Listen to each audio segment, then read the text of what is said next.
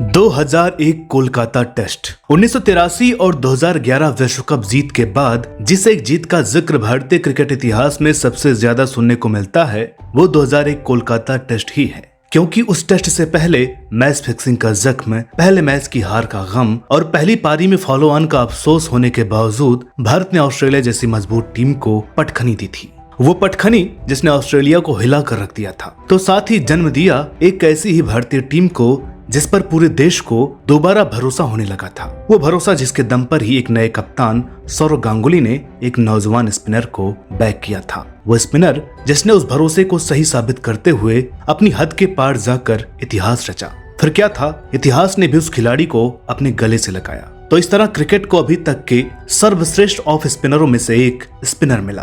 अब तक तो आप समझ ही गए होंगे कि वो खिलाड़ी कोई और नहीं, हमारे टर्मिनेटर हरभजन सिंह हैं। वो हरभजन सिंह जिनकी घूमती हुई गेंदें अगर विरोधी बल्लेबाजों के लिए अबूझ पहेली थी, तो उनका अटूट जज्बा अपनी टीम के लिए एक हौसला। वो हरभजन सिंह जिन्हें जिंदगी ने कई बार गिराया, लेकिन हर बार भज्जी ने मुसीबतों की आंखों में आंखें डालकर बराबर का पंगा लिया। हरभजन सिंह की यह खासियत है कि नार टीवी समेत हर भारतीय क्रिकेट फैन उन्हें बहुत चाहता है। यही वजह है कि अपने दर्शकों की विशेष डिमांड पर आज हम heroes of Indian cricket series के इस खास एपिसोड में हरभजन सिंह की जिंदगी से जुड़े हर उस बेशकीमती लम्हों पर रोशनी डालने जा रहे हैं जो ये साबित करते हैं कि हरभजन सिंह होना इतना भी आसान नहीं है। तो दोस्तों, हरभजन सिंह की कहानी का जन्म 3 जुलाई 1980 को पंजाब के जालंधर में एक छोटी सी बॉल वेयरिंग और वॉल फैक्ट्री के मालिक सरदार सरदेव सिंह प्लाहा के घर हुआ। क्योंकि पिता एक बिजनेसमैन थे, तो हरभजन सिंह की माता अवतार कौर समेत 5 बहनें भी उन्हें खानदानी बिजनेस संभालते हुए देखना चाहती थी। लेकिन हरभजन के पिता की ख्वाहिश थी कि वो बिजनेस और पढ़ाई से अलग हटकर क्रिकेट में अपना नाम कमाए। तो जिस वक्त पिता ने हरभजन के क्रिकेटर बनने के ख्वाब को पूरा करने की हामी भरी, उस वक्त से हरभजन सिंह अपने क्रिकेट के शौक को लेकर सीरियस हो गए। इस दौरान ही हरभजन सिंह को कोच चरणजीत सिंह भुल्लर का साथ मिला, जिन्होंने हरभजन की कदकाठी देखते हुए उन्हें बल्लेबाजी की ट्रेनिंग देनी शुरू की। अब हरभजन सिंह हाथों में बल्ला और आंखों में भारतीय जर्सी का ख्वाब लिए एक बड़ा बल्लेबाज बनने की ओर चल पड़े, मगर कुदरत को कुछ और ही मंजूर था। हरभजन की ट्रेनिंग की शुरुआती दिनों में ही कोच चरणजीत सिंह भुल्लर दुनिया को अलविदा कह गए। इसके बाद हरभजन सिंह की जिंदगी में एंट्री हुई कोच दविंदर अरोड़ा की, जिन्होंने हरभजन के अंदर छिपे स्पिनर को पहचान लिया और उन्हें बैटिंग से ज्यादा बॉलिंग की ट्रेनिंग देने लगे। उस समय कम उम्र हरभजन को समझ में नहीं आ रहा था कि उनके साथ एक्सपेरिमेंट क्यों हो रहा है, लेकिन ये नसीब का लिखा हुआ था जो पूरा होना था। इसलिए हरभजन भी कोच अरोड़ा के साथ मैदान पर डटे रहे। उस दौरान हरभजन सुबह 3 बजे का ट्रेनिंग सेशन करके कुछ देर के आराम के बाद फिर दोपहर 3 बजे मैदान पर पहुंच जाते और सूरज ढलने तक तकनीकी पर काम करने के साथ साथ अपने शरीर को भी आने वाली चुनौतियों के लिए मजबूत बनाते थे। हरभजन सिंह की इस मेहनत और लगन का नतीजा ये रहा कि मात्र 15 साल 14 महीने की उम्र में वो पंजाब अंडर 16 टीम में सिलेक्ट हो गए। फिर हरभजन सिंह अपने डेब्यू मैच में हरियाणा के विरुद्ध 12 विकेट, दूसरे मैच में दिल्ली के विरुद्ध जरूरी 56 रन और तीसरे मैच में हिमाचल प्रदेश के विरुद्ध 11 विकेट समेत उस सीजन में 32 विकेट लेकर चर्चा में आ गए, जिसके चलते ही उन्हें 1996-97 सत्र में पंजाब की अंडर 19 टीम में प्रमोट किया गया। और इसी दौरान 1997 में हरभजन सिंह ने पंजाब के लिए सर्विसेज के विरुद्ध रणजी में भी डेब्यू किया।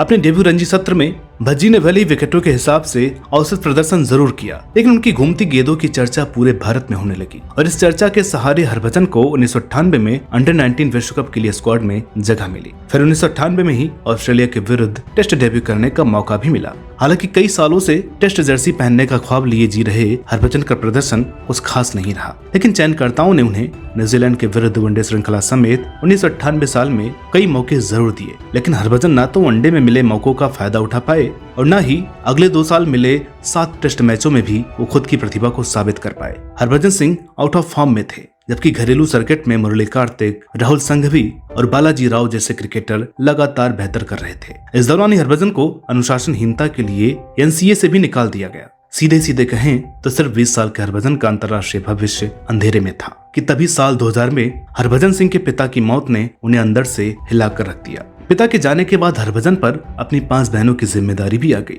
वो ये वक्त था जिसे याद करते हुए हरभजन ने एक इंटरव्यू में कहा था, उस वक्त मुझे सब रास्ते बंद दिख रहे थे और नेशनल टीम में वापसी मुश्किल लग रही थी। ऐसे में मुझे अगर किस्मत और दादा का साथ न मिला होता तो शायद मैं आज कनाडा में एक ट्रक ड्राइवर होता। जी हाँ दोस्तों, सही सुना आपने, हरभजन सिंह ने दादा यानी सौरव गांगुली को क्रेडिट दिया और ये सच है कि सौरव गांगुली ठीक वक्त पर कप्तान नहीं बने होते तो शायद आज हरभजन सिंह की कहानी अलग होती, क्योंकि जब कुंबले की इंजरी के बाद सिलेक्टर्स ने दादा से 2011 ऑस्ट्रेलिया के भारत टूर पर स्पिनर चुनने को कहा तो उन्होंने हरभजन सिंह को टीम में शामिल करने की डिमांड की, जिस पर चयनकर्ताओं ने हरभजन के सस्पेंशन का हवाला देकर सवाल खड़े कर दिए। लेकिन गांगुली को हरभजन के टैलेंट और हालिया फॉर्म पर इतना भरोसा था कि उनके लिए चयनकर्ताओं तक से लड़ गए और हरभजन को आगामी श्रृंखला का हिस्सा बनाकर ही माने। इतना ही नहीं, जब सीरीज से पहले ऑस्ट्रेलिया के विरुद्ध लक्ष्मण के नेतृत्व में इंडिया ए ऑस्ट्रेलिया से वार्म अप मैच चल रहा था तो गांगुली ने लक्ष्मण को फोन करके हरभजन का प्रदर्शन पूछा, जिस पर लक्ष्मण ने बताया हरभजन सिंह के नाम विकेट कम है मगर कंगारुओं को उसकी फिरकी समझ नहीं आ रही है। जिसके बाद गांगुली ने हरभजन को गेंदबाजी करवाने से मना कर दिया और सीरीज में मुख्य स्पिनर के तौर पर खिलाने का मन बना लिया। अब हरभजन सिंह की कहानी से जुड़ा अगला सवाल ये है कि गांगुली के इस भरोसे का नतीजा क्या रहा। तो दोस्तों, इस सवाल का जवाब इतिहास चीख चीख कर खुद देता है,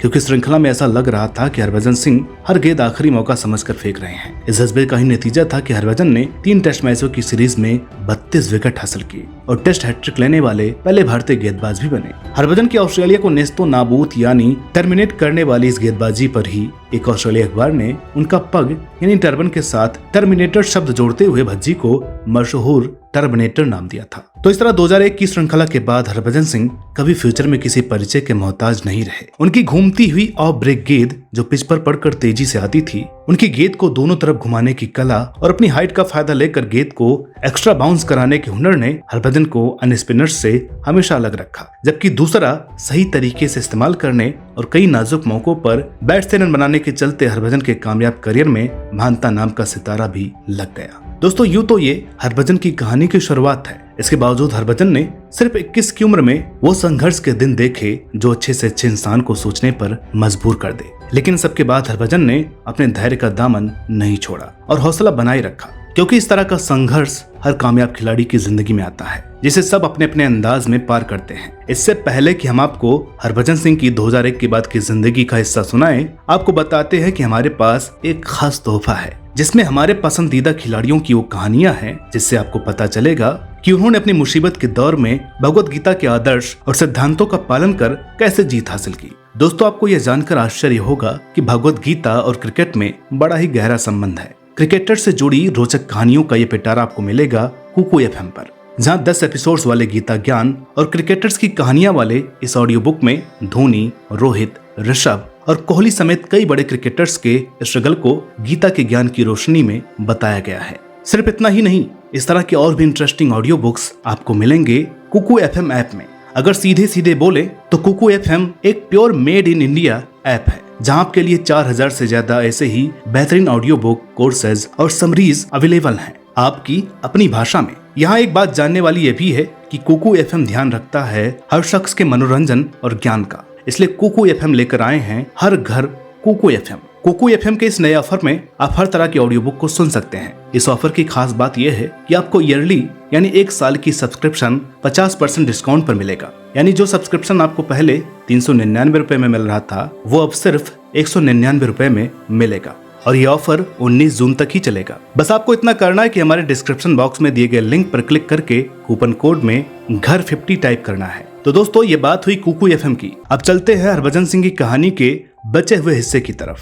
दोस्तों, अब तक आपने हरभजन सिंह के संघर्ष की जो कहानी सुनी, वो कहानी अक्सर विशेषज्ञों के आर्टिकल या फैंस की जुबान पर मिलेगी। लेकिन यही विशेषज्ञ और फैंस हरभजन सिंह की जिंदगी के अगले 10 वर्षों को सिर्फ साइमंड्स के साथ हुए मंकी गेट और श्रीसंत के साथ हुए स्लैप गेट में समेट कर आगे बढ़ जाते हैं। मगर सच्चाई ये है कि एक नौजवान उभरते हुए सितारे को हरभजन सिंह बनाने की कहानी भी इस दौर का ही हिस्सा है, क्योंकि 2001 के कोलकाता टेस्ट से लेकर 2016 में हरभजन के आखिरी अंतर्राष्ट्रीय मैच के खेलने तक उनके भारतीय टीम में लाजवाब वापसी और जबरदस्त प्रदर्शनों के दर्जनों किस्से हैं, जिसमें हरभजन की टीम से बाहर होने की वजह कभी उनका खराब फॉर्म रही तो कभी उनका आक्रामक रवैया। कभी वो 2003 वाली उंगली में लगी चोट के कारण बाहर हुए तो कभी ग्रेग चैपल के विरुद्ध खुल के बोलने से उनका नुकसान हुआ। इस बात से जुड़ा एक सच ये भी है कि हरभजन सिंह के बाहर होने की वजह चाहे जो भी रही हो, मगर टीम में वापसी वो हमेशा घरेलू क्रिकेट में खुद को शानदार प्रदर्शन के जरिए साबित करके ही करते थे। यही वजह है कि जब 2016 से अंतर्राष्ट्रीय क्रिकेट से दूर चल रहे हरभजन ने पिछले साल 24 दिसंबर को संन्यास का ऐलान किया,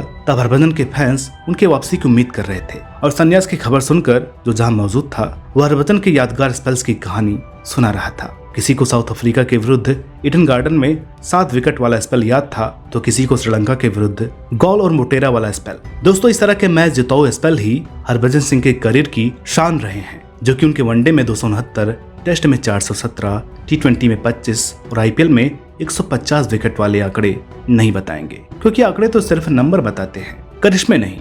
जबकि हरभजन के असली संघर्ष की कहानी ये बताती है कि एक कामयाब इंसान और क्रिकेटर होने के बावजूद हरभजन को बदकिस्मती से, विवाद, बोर्ड से बेरुखी और करियर के आखिरी दिनों में IPL फ्रेंचाइज से जो रिस्पांस मिला वो इसके हकदार बिल्कुल नहीं थे।